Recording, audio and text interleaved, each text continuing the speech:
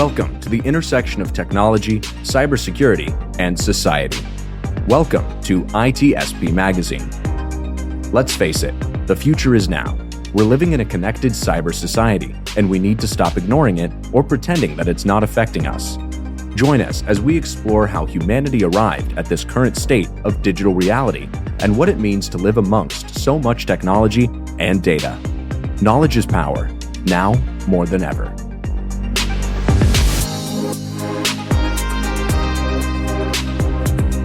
Black Cloak provides concierge cybersecurity protection to corporate executives and high net worth individuals to protect against hacking, reputational loss, financial loss, and the impacts of a corporate data breach. Learn more at blackcloak.io. BugCrowd's award-winning platform combines actionable contextual intelligence with the skill and experience of the world's most elite hackers to help leading organizations identify and fix vulnerabilities, protect customers, and make the digitally connected world a safer place. Learn more at bugcrowd.com.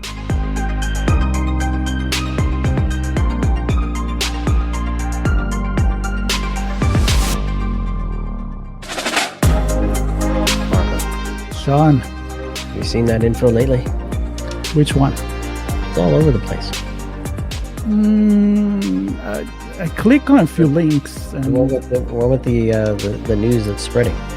oh, the viral one? The viral news, exactly. You've I seen don't- it. I've seen it. I've clicked on it. I share it. I That's- you have retweet to it, share it. You have to share it. It's important to share it. especially if you just read the title and not the whole content, right? Yeah. Is that how misinformation spread? I think? don't know. You tell me. That's I don't what know. the tweet said. Spread this information for us, will you? Yeah, so it must be true. It must be true. If it's on the internet, it must be true. Absolutely. Also, they don't know if you're a dog on the internet. That's the right. old meme that we used to have, and definitely not true anymore. But that's not what we're talking about here.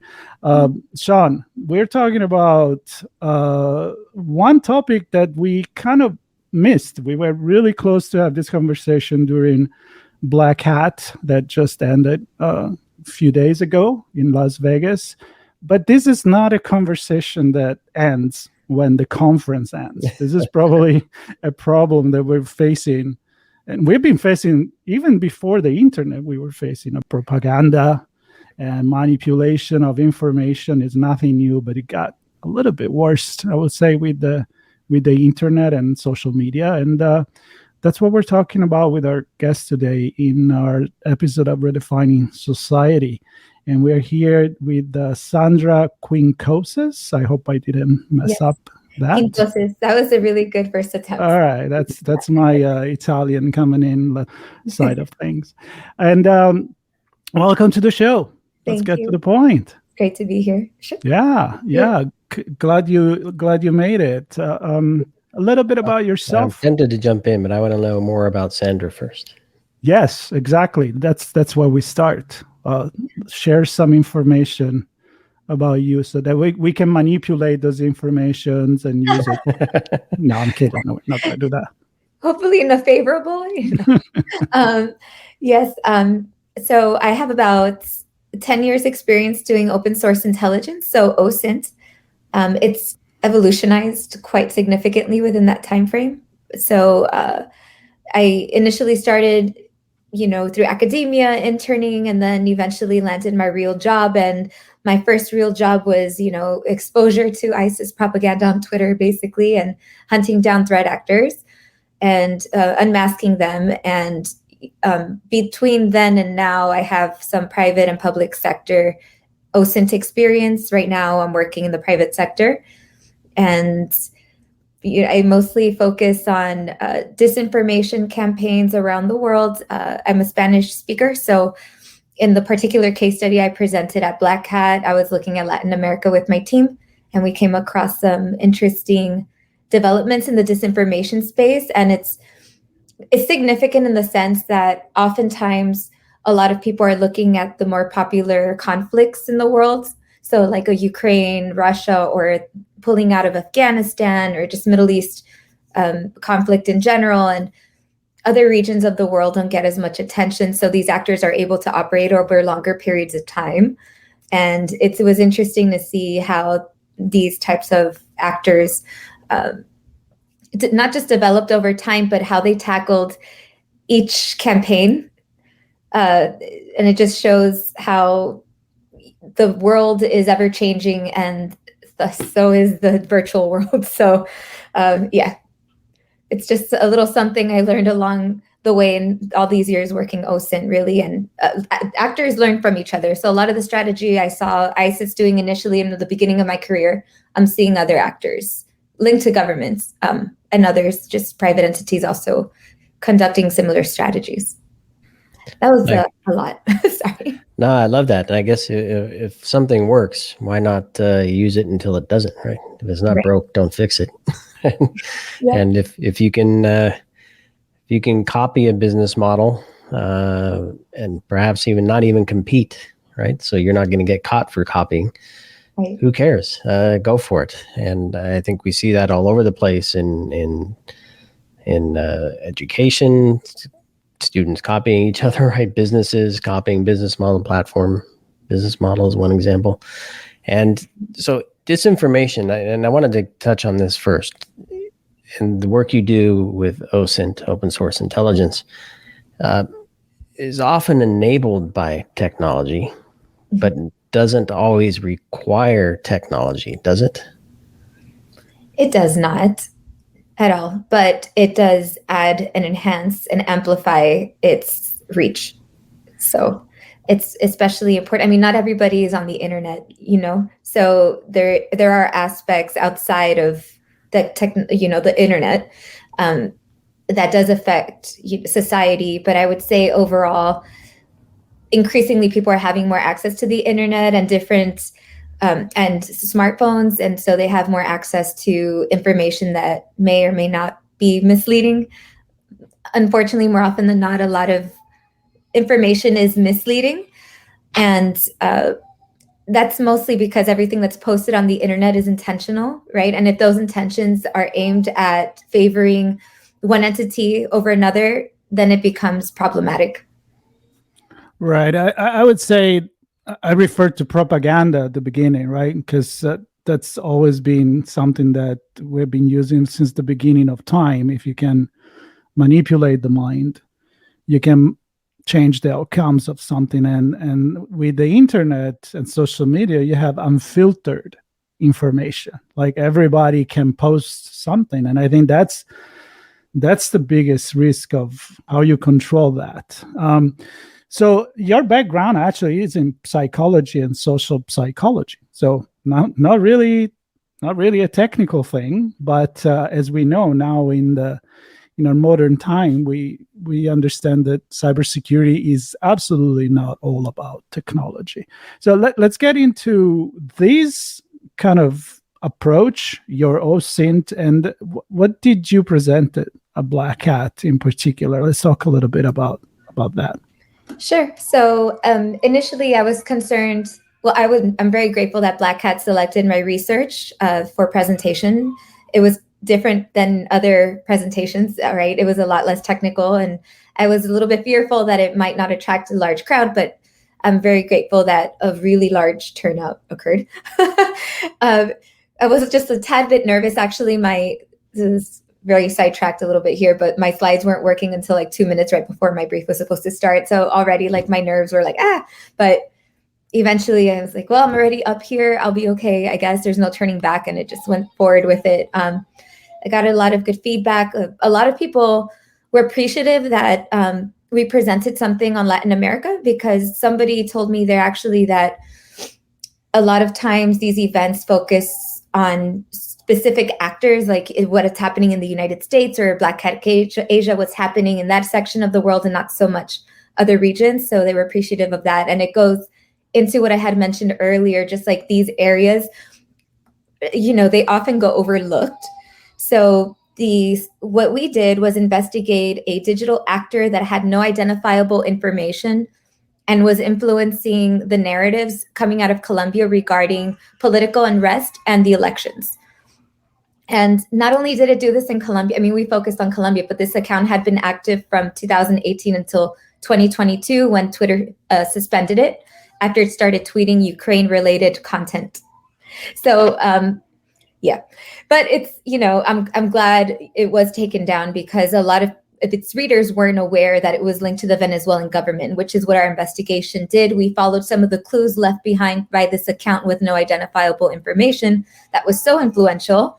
And we're able to link it to the Venezuelan, a third-party company linked to the Venezuelan government. So many questions I have. I'm going to start with this first, and just the type of information an account like this, and I don't know if it was just the one or if there were multiple that were used to re-amplify across the board and on different platforms, perhaps even. But I'm just wondering, is it full scale, very one side? I'm going all out on misinformation, or is it I really connect with my audience and they believe me, they trust me, I'm talking about things that are real, and then occasionally I drop in this misinformation or disinformation that they trust me with now? Or how does that look? Or is there one model, or does it happen like all in different ways all over the place?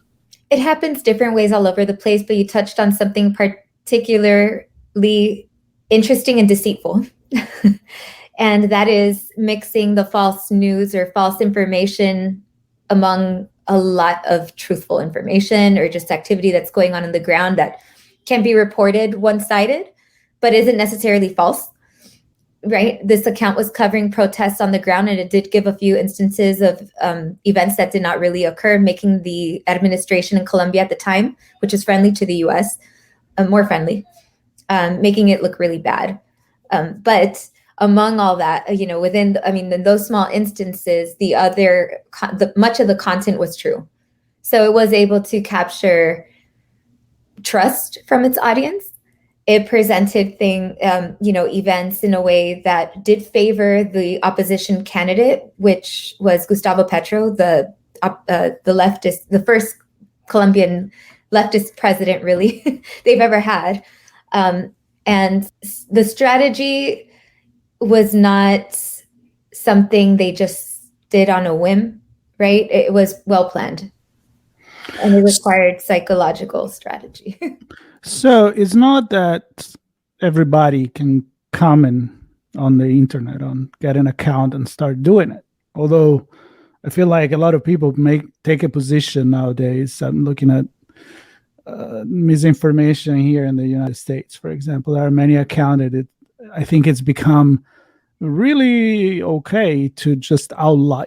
Like, yep, I'm just going to say a lie and you deal with it. You're not even pretending anymore. Mm-hmm.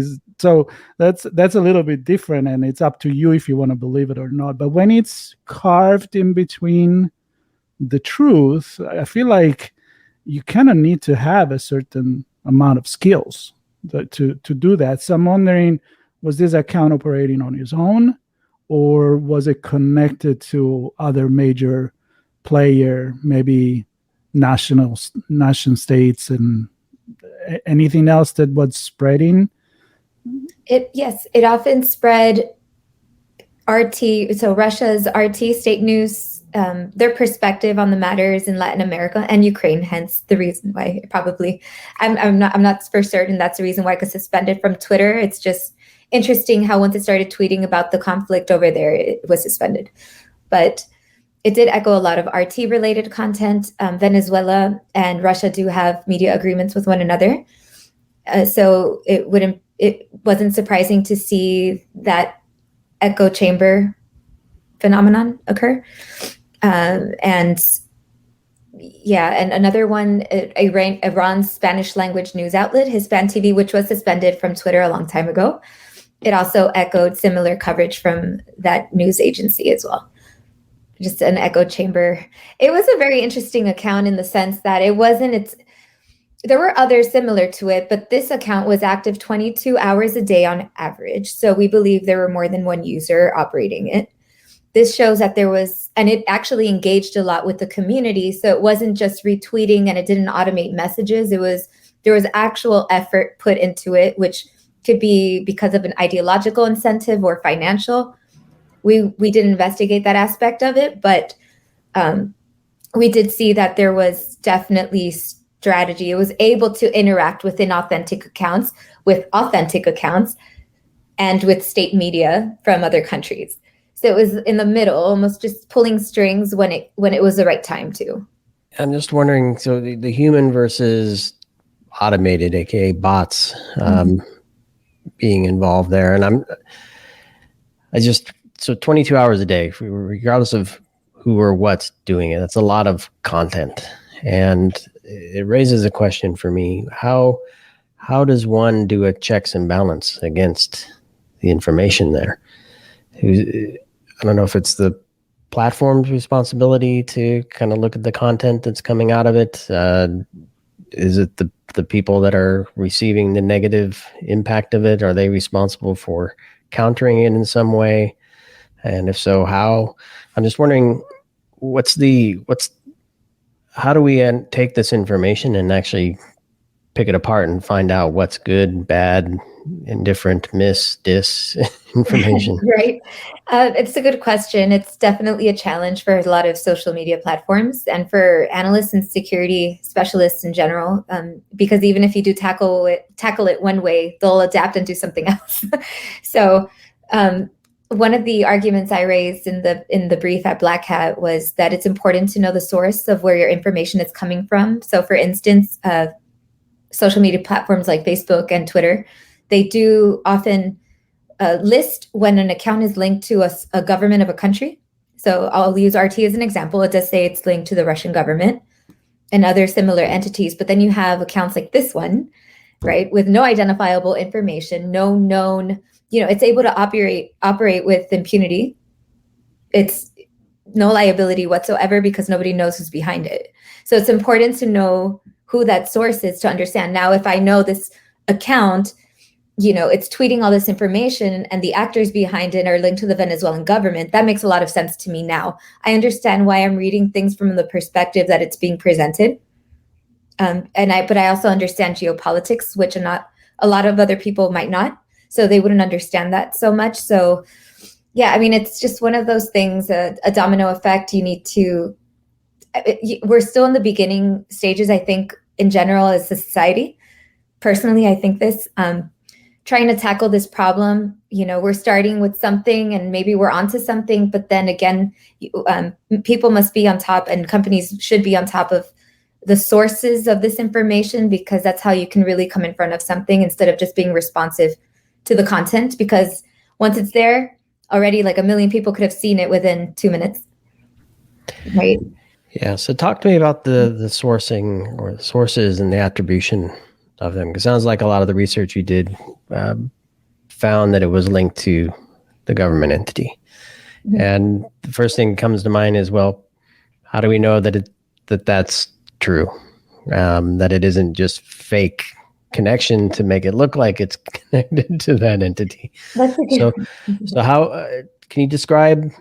Don't give any secrets away that would prevent you from doing further work in this area. But how do you do the research to find the connections and ultimately the attribution? So this account, and not all accounts have this. So it would have been a challenge had it not been so upfront about everything. This particular account. So it had a Telegram channel linked in its bio. So of course, the natural thing for an investigator to do is look in that channel and just to see any interesting tidbits, right? We had no expectations going in. We just wanted to see what was going on in there. And all of a sudden we see a user that had listed admin next to its name. So the fact that this account, Chaleco Samaril, which we haven't named in this yet, so Chaleco Samaril was the user, had this Telegram channel linked, and its admin is a separate entity, not Chaleco Samaril, raised some red flags for us. So naturally, what we did was just Google who is this entity, and we found some other names linked to it, and from there we were able to see this name, what a LinkedIn profile to see what company he works with. And through that, companies where we made the connections to the Venezuelan government. They were just very transparent about everything. But it's usually not the case. But it was a good example of following the right clues that can lead you. And we didn't just, so in our initial report in March, because we had a publication that did come out, we made certain connections. We had very strong assumptions that it was linked to the Venezuelan government just because of the leadership in this one company that was linked to that entity in the Telegram channel. He used to work for the government. He has friends in the government, very high level officials, but we didn't quite get into the technical stuff. And then in preparation for the Black Hat brief, I went back to that company and I looked at their Facebook page and I saw that it was active since 2009. And I'm like, how could I have missed this? First of all, like my team and the initial research. And in 2009, it was called something else. And that something else is what revealed the actual links to the government of Venezuela. So through the Ministry of Information and Communications, because it had registered the website linked to that Facebook page. So when you take down one of these, when you unmask one of these, first of all, we know there is already many others, and probably someone else is going to take its place. It's kind of like when we see, every, even terrorist organizations, like, oh, we just get the head of it. Well, now who is going to be the next one coming up, right? So do you think we are ever going to get to a way that we can prevent this from happening, maybe uncovering it quickly? Do you think maybe, okay, so I see a little, it's a very fine line between democratizing information and not policing information 1984 style versus policing right away what could be an alert, but what if it's not? So is there a balance that maybe we're moving towards a guaranteed, or at least even more guaranteed, truth in the things that we see on social media? I think it's very unrealistic to think policing will solve the problem.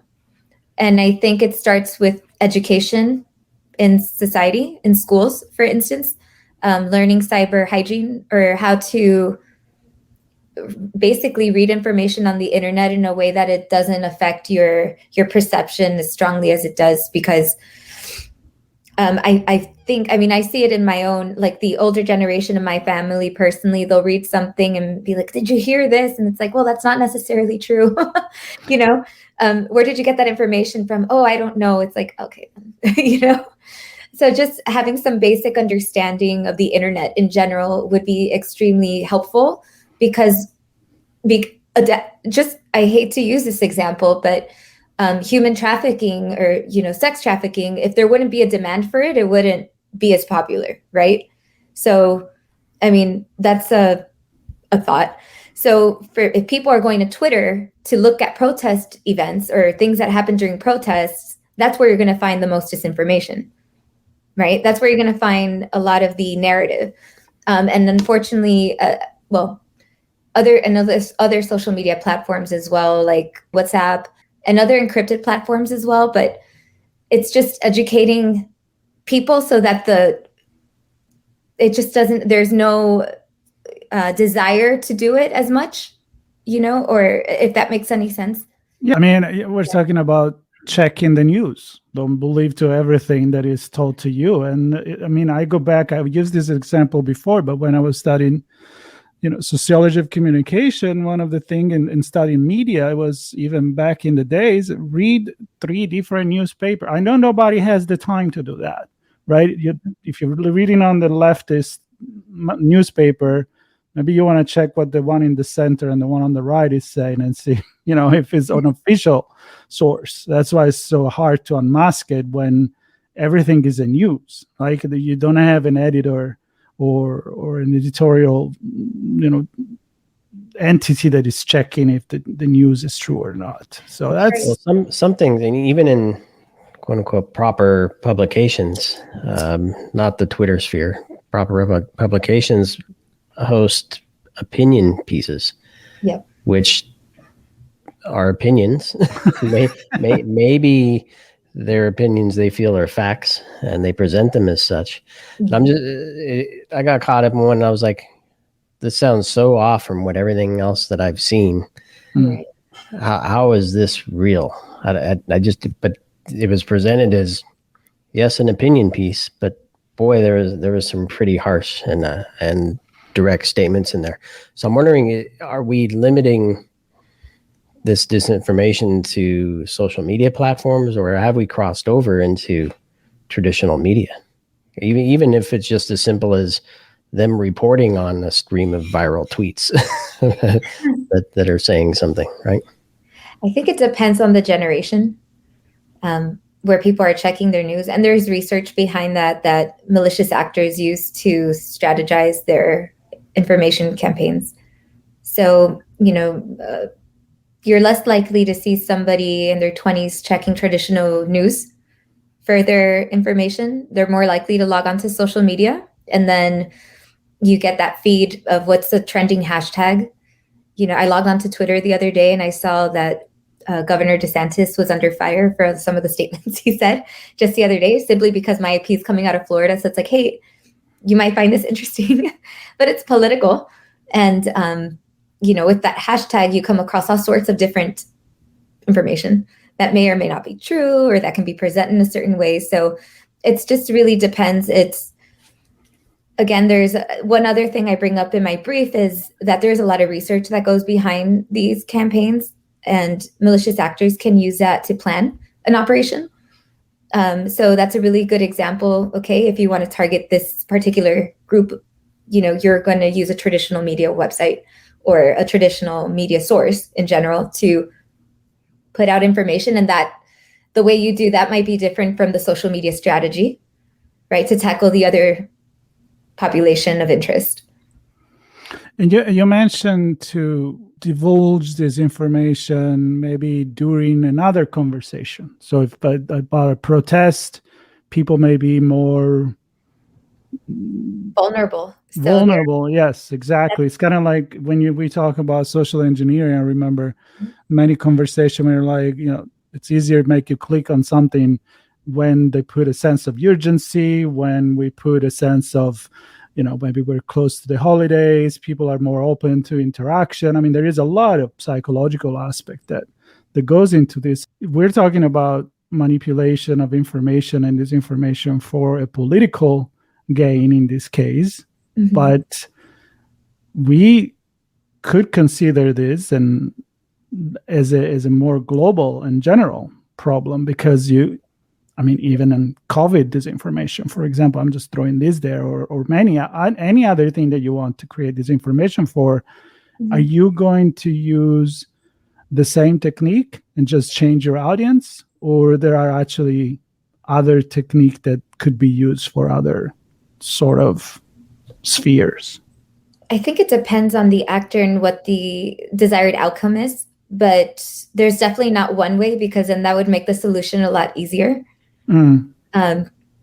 So for instance, I also teach at Florida International University, and I had my students compare RT reporting in 3 different languages, because they have several different languages for their news reporting. So, and I told them, what's the difference in, tell me, what's the difference that you noted between the languages? And they compared English, Spanish, and Russian. And there were some key differences in the way news was reported and the focuses that the outlet wanted people to be aware of, right? So that was quite interesting. And I think a lot of it is just extremely catered, and how much capability does the actor have to cater to a particular audience, right? Because there are less sophisticated actors that can do disinformation campaigns, but they're cut a lot easier because it's just not the effort, the amount of effort isn't there compared to these more sophisticated actors that are able to really find a target and cater messaging towards it, if that makes any sense. It is a huge problem. Yeah. And I want to touch on not too deep, but a little bit of the tech aspect of this, because I don't know, you described, you've mentioned strategies and plans and different ways to implement these things and different ways to use technology to accomplish the goals. Certainly. Yeah. So there is a degree of sophistication that goes, like, for instance, if one were to develop a sock puppet, so an actual user behind an unidentifiable, like, social media account, for instance. And if you wanted to create several of these, right, and operate it, it would be one person operating several of these accounts, it would require a degree of sophistication and technical knowledge to do so. And this is a common thing that companies offer for, things like political marketing, for instance, which is what the Venezuelan company said they did, by the way, the actor behind the account we investigated, political marketing. And then it becomes blurry then, right? What is political marketing versus campaigning? And how does that, if you're showing favorable content towards a candidate and denouncing another, where do you draw the line between disinformation or campaigning, right? It just becomes a lot more complicated. But again, just to go back to your question, because I started going down now another rabbit hole. It depends on the actor. There is a degree of sophistication and technical knowledge to be able to conduct a successful operation, for sure. Well, I feel like, I'm going to just try to summarize this in a way that you go into this political marketing versus campaign, and it's just a big blur. But this is what happened in 2016 for the disinformation for the American election, for example, right? I mean, we have a company that got all this information, they use it to do advertising. And then, of course, even if you look back in the days, who were the organization creating political campaign? They were advertising agency. I mean, back in the 60s, back in the 50s, the people that sell you a product are the people that also sell you a candidate, because they know how to, again, manipulate information, except that in one case, and this is where I can connect with what you said, is to sell you a product. Harmless, not harmless, I don't know. Still, psychological manipulation is, but then you can cross into the person that is going to be running your government for the next 4 years or 2 years or whatever it is, or forever. If it's a dictatorship, then you have a different problem. So I guess, how do you use different measure and different approach to resolve this problem? And I guess my question is, what is ahead of us? Are we going to have this repeating itself, story repeating itself all the time? Well, like I mentioned earlier, in this call, the actors adapt, they learn from each other. So, what ISIS had done, for instance, using hashtags that were popular in Europe, and then just using those to draw attention to their gruesome videos or some sort of propaganda. Companies involved in political marketing do the same thing, or just entities involved in disinformation campaigns and information operations in general do this as well.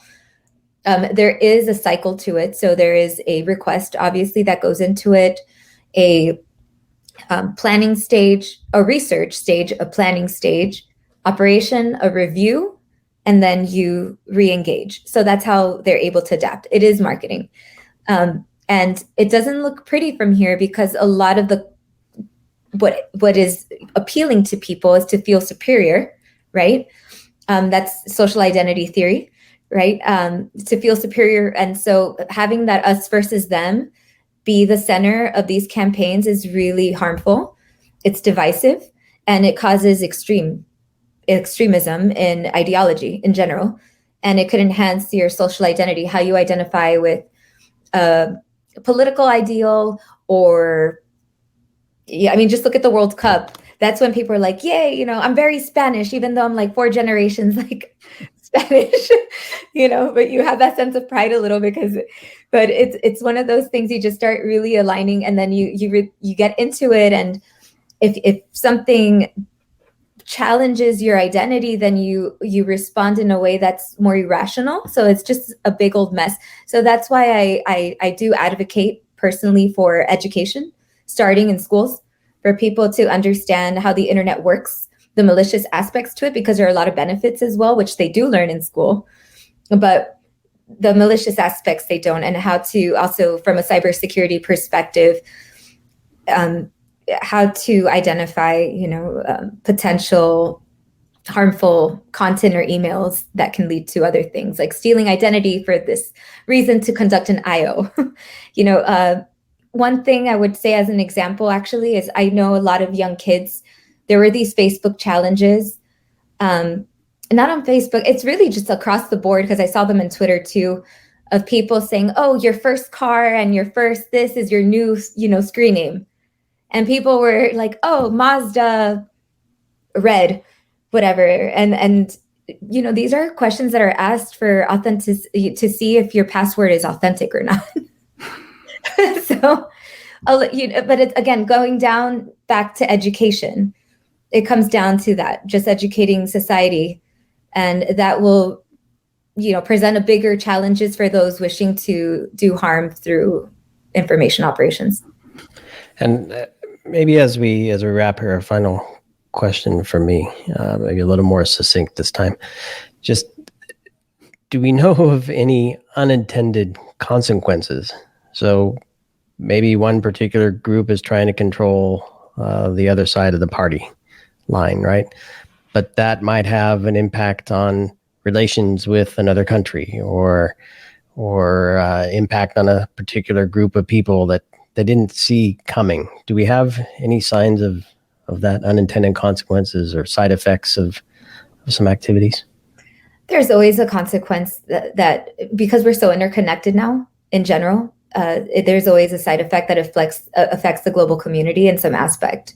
For instance, just the IO operations in the US elections in general over the years, we saw different leaderships under President Donald Trump and then now President Joe Biden, completely different strategies on foreign policies. And that does have an effect on people on the ground, in other countries as well. And a lot of the way people view the United States as well from other countries, right? They'll see there's a perception that supporters of certain candidates are a little bit on the loony side, and the other. So it does have a ripple effect, unfortunately. Yeah, I agree. I mean, there's a couple of things I'm going to say just to close this. One is, honestly, it's common sense, which is not that common lately. And maybe because there is a lack of education and because there's been a gap in the way that people jumped into a social life without the internet and social media, with the internet, not really understanding that. I mean, just the phishing campaign for information, as you just said, we are in this industry, but a lot of people, they just don't see it. And it's not their fault. Nobody told them to pay attention to these things, right? So there is that. And the other one that is, I feel like is the most dangerous, is this extreme that are starting to develop. Like we're going more and more away from a center conversation, focus on the interest of a certain society, a country, and we just find this divisive approach to things because social media are bubbling yourself in reinforcing your opinion and surrounding yourself with people that are sharing your own view. And I think that's one of those things that is a prophecy that self, manifest and become true. So why is there not more food in my feed then? I don't know. Maybe you're in the wrong circle. That sounds like disinformation to me, Marco. Yeah, I'm not experiencing that. Well, maybe you need new friends online. I'm not the right one. My friend online.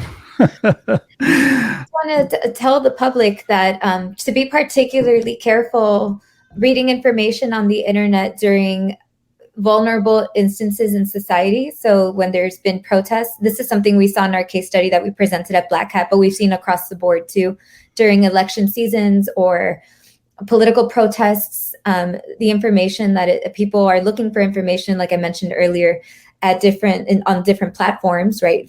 Some generations will look at the traditional news source, others will look to social media. But on social media, you'll more easily come across content that is more impactful quickly. You don't need to read it, right? You could just see a meme, or you can watch a video instantly and have an emotional reaction to that. And the way it's presented is important. So just to be careful about what you read, what you see, and just question how it's presented and the source that it's coming from if you're not familiar with it, especially during vulnerable times in society. I think this is a great advice that everybody should listen to. And we will also, as we wrap, add resources. So Sandra, if you want to share anything in relation to your research and your presentation, please share it with us. We'll put it in the notes for everybody to read. And I'm sure it wasn't the first, it would not be the last conversation about misinformation and manipulation and the consequences that for our everyday life, our government, our policies, and even our economy. Because, we didn't touch on that, but you can change a day in the market, on the stock market, really easy with some weird tweet from some person with a lot of followers. But thank you so much. And please, people, if this conversation made you think, that we succeeded, because we may not have the final answer, but we have a lot of questions, and we want you to question everything, especially if it doesn't sound right. Maybe you want to double check that. Or too right. or too right. Exactly. Yeah. Exactly. That's a good point too. So it's too good to be true. Maybe it's not true, right? Well, Sandra, thank you very much. Thank you, Sean, for being part of Redefining Society, as we will keep redefining society, because either we talk about it or not, it's going to change and redefine itself anyway. So thank you very much. Thanks, Sandra. Thank you for having me. Okay.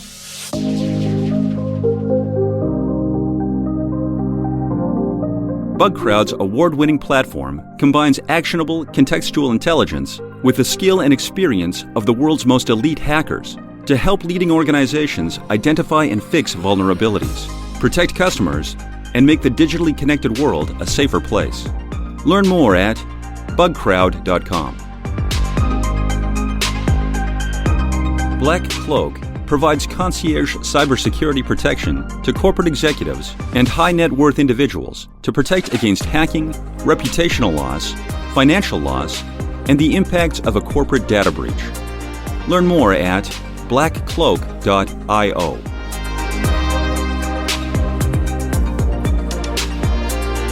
We hope you enjoyed this episode. If you learned something new and this podcast made you think, then share itspmagazine.com with your friends, family, and colleagues.